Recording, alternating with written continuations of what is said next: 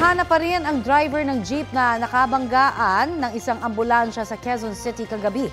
7 ang sugatan sa insidente. Balitang hatid ni James Agustin. Nayupi ang harapang bahagi ng pampasaherong jeep habang nabasag ang windshield ng ambulansya matapos magkabanggaan sa intersection ng Kalayaan Avenue at Viluna Avenue sa Quezon City mag-alas 10 kagabi. May sakay na lalaking pasyente ang ambulansya na ililipat sana ng ospital.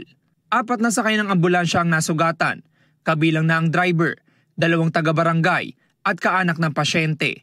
Ang pasyente naman agad na inilipat sa ibang ambulansya para madala sa Philippine Heart Center.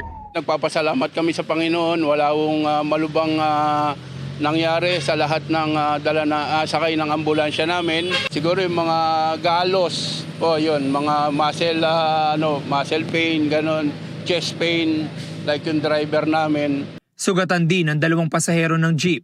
Nadamay sa aksidente maging ang kariton na nakapwesto sa bangketa.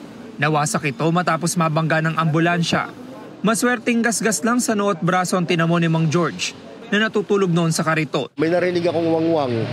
Parang panaginip na, wang.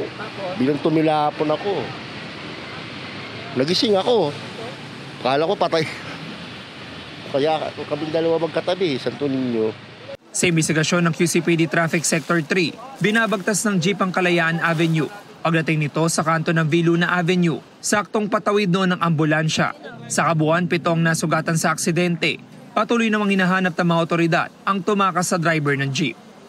James Agustin nagbabalita para sa GMA Integrated News.